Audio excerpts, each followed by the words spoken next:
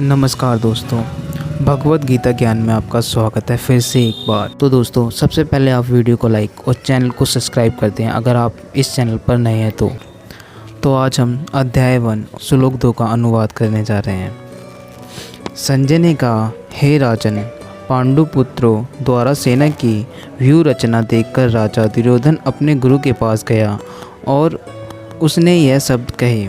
तात्पर्य: धृतराष्ट्र जन्म से अंधा था, दुर्भाग्यवश वह आध्यात्मिक दृष्टि से भी वंचित था।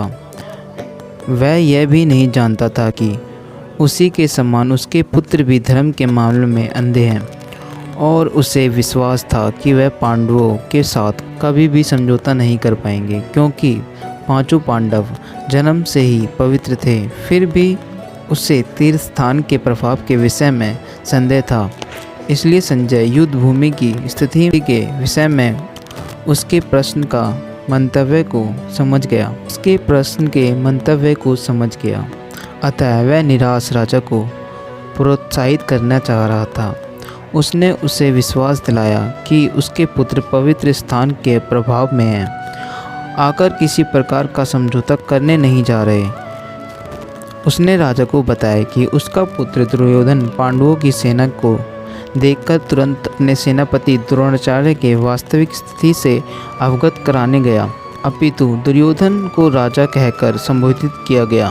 तो भी स्थिति की गंभीरता के कारण उसे सेनापति के पास जाना पड़ा, और दुर्योधन राजनीतिज्ञ बनने के लिए सर्वप्रथम उपयुक्त था। किंतु जब उसने पांडवों की विरोचना देखी तो उसका यह कूटनीति व्यवहार उसके भय को छीन न पाया।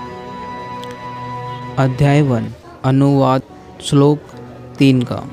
हे आचार्य, पांडुपुत्रों की विशाल सेना को देखें, जिससे आपके बुद्धिमान शिष्य द्रुपद के पुत्र ने इतने कौशल से व्यवस्थित किया है।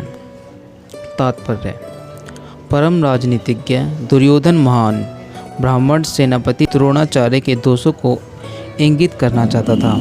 अर्जुन की पत्नी द्रौपदी के पिता राजा द्रुपद के साथ द्रोणाचार्य का कुछ राजनीतिक झगड़ा था।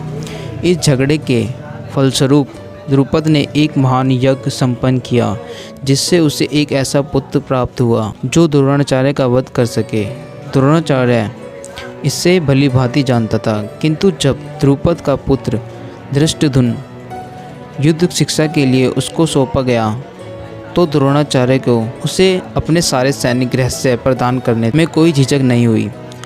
अब धृष्टद्युम्न कुरुक्षेत्र की युद्ध भूमि में पांडवों का पक्ष ले रहा था, और उनसे द्रोणाचार्य से जो कला सीखी थी उसी के आधार पर उसने यह व्यूह रचना की थी।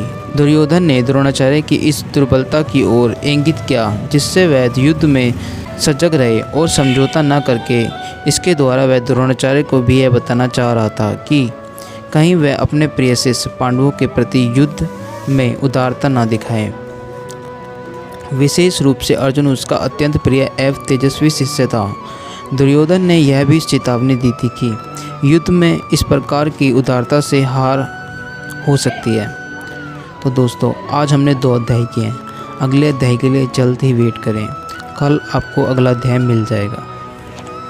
ऐसे ही और वीडियो के लिए अभी हमारे चैनल को सब्सक्राइब